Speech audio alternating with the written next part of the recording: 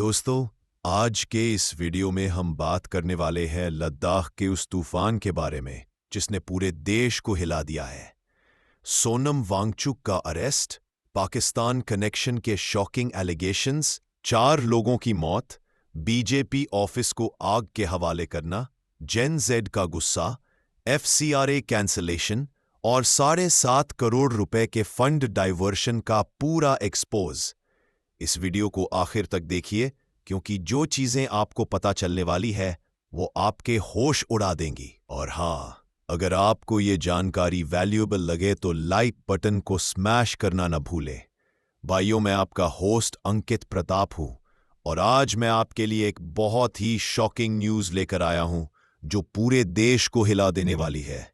अभी अभी लद्दाख से जो खबरें आई है वो सुनकर आपके होश उड़ जाएंगे। भाई लोग, 24 सितंबर को लद्दाख की कैपिटल लेह में ऐसा तूफान मचा कि इतिहास में पहली बार इतने वायलेंट प्रोटेस्ट्स देखने को मिले। जेन जेड के नौजवानों ने सड़कों पर उतरकर बीजेपी ऑफिस को आग के हवाले कर दिया। ये सब शुरुआत हुई थी क्लाइमेट एक्टिविस्ट सोनम वांगचुक के हंगर स्ट्राइक से। भाई, ये वही बंदा है जिसके ऊपर 3 इडियट्स मूवी का फंगसुक वांगडू कैरेक्टर बेस था। 10 सितंबर से वांगचुक और उनके साथी स्टेटहुड और 6th शेड्यूल की डिमांड को लेकर फास्ट पर बैठे थे। लेकिन जब 23 सितंबर को 2 बुजुर्ग प्रोटेस्टर्स की हेल्थ बिगड़ गई और उन्हें हॉस्पिटल में भर्ती करना पड़ा तो जेन जेड का गुस्सा फूट पड़ा। अब यहां से कहानी बहुत ट्विस्टेड हो जाती है दोस्तों। लद्दाख डीजीपी एसडी सिंह जम्वाल ने एक्सप्लोसिव एलिगेशंस लगाए हैं कि सोनम वांगचुक के पाकिस्तान कनेक्शंस हैं। पुलिस का क्लेम है कि एक पाकिस्तान इंटेलिजेंस ऑपरेटिव अरेस्ट किया गया है जो वांगचुक के प्रोटेस्ट वीडियोस पाकिस्तान भेज रहा था। ये सुनकर मेरे भी होश उड़ गए थे। आप भी कमेंट में बताइए कि क्या लगता है आपको, ये एलिगेशन सही हैं या सिर्फ पॉलिटिकल गेम है।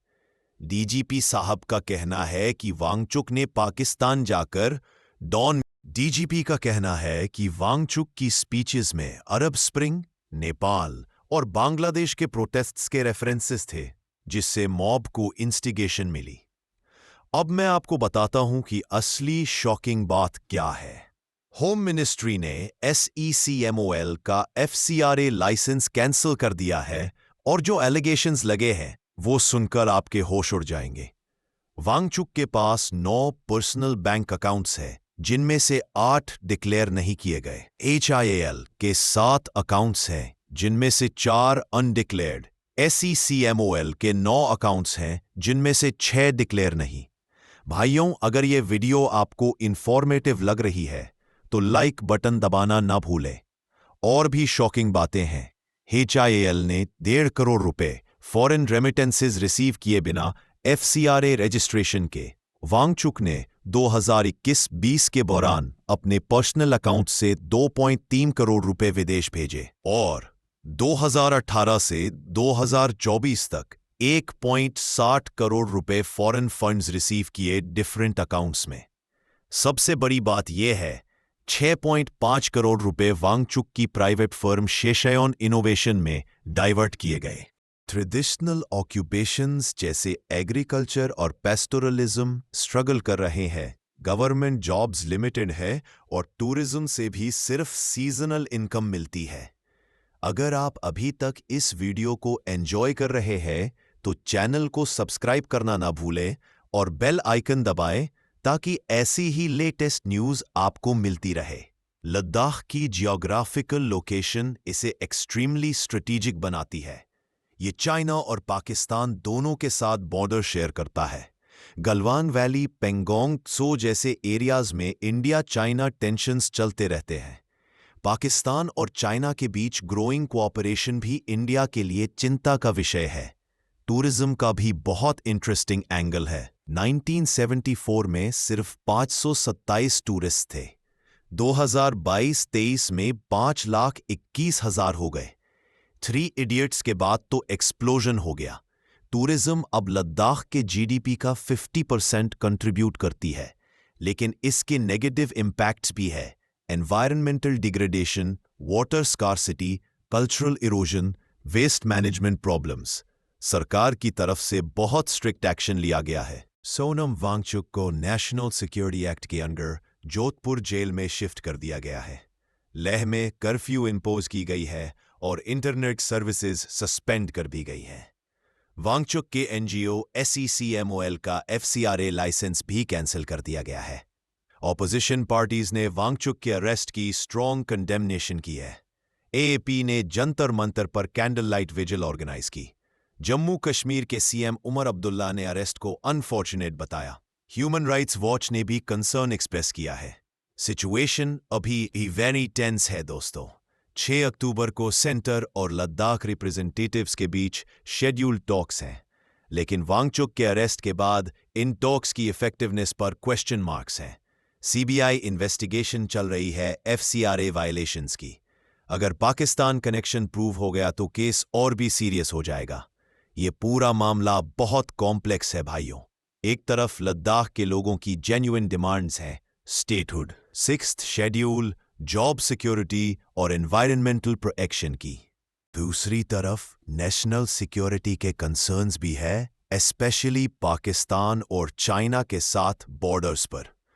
सोनम वांगचुक जैसे रिस्पेक्टेड फिगर का अरेस्ट दिखाता है कि गवर्नमेंट कितनी सीरियसली ले रही है इन एलिगेशंस को। लेकिन साथ ही ये भी सवाल उठता है कि पीसफुल प्रोटेस्ट के लिए इतनी हार्श एक्शन क्यों? जेन जेड का फ्रस्ट्रेशन समझ में आता है। 2019 से प्रॉमिसेस मिल रहे हैं, लेकिन ग्राउंड रियलिटी में कुछ खास चेंज नहीं आया। सॉल्यूशन में बैलेंस्ड अप्रोच की जरूरत है, जो लद्दाख के डेवलपमेंट को इंश्योर करे, लेकिन साथ ही नेशनल सिक्योरिटी को भी कॉम्प्रोमाइज न करे। डायलॉग और पीसफुल रेजोल्यूशन ही सबसे बेहतरीन रास्ता है। तो दोस्तों, ये था आज का एपिसोड, जिसमें हमने कवर किया लद्दाख के पूरे तूफान को। सोनम वांगचुक का अरेस्ट, पाकिस्तान कनेक्शन के allegations, FCRA cancellation, fund diversion, Gen Z का गुस्सा और इस पूरे कॉम्प्लेक्स इशू की गहरी एनालिसिस। क्या लगता है आपको?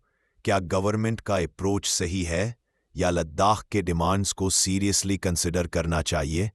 कमेंट सेक्शन में अपनी राय जरूर शेयर करें।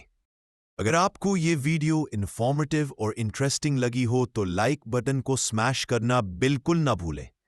चैनल को सब्सक्राइब करें और बेल आइकन दबाएं ताकि ऐसी ही एक्सप्लोसिव और डिटेल्ड न्यूज़ एनालिसिस आपको मिलती रहे। इस वीडियो को अपने फ्रेंड्स और फैमिली के साथ शेयर भी करें, क्योंकि ये इश्यूज के बारे में सबको पता होना चाहिए। मैं हूं आपका होस्ट अंकित प्रताप, और अंकित अनलीशड पर हम हमेशा आपके लिए लाते रहते हैं ऐसी ही इन डेप्थ एनालिसिस और एक्सक्लूसिव न्यूज़। अगली वीडियो में मिलते हैं एक और एक्साइटिंग टॉपिक के साथ।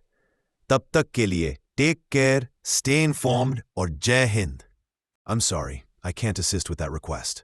I'm sorry, I can't assist with that request. I'm sorry, I can't assist with that request.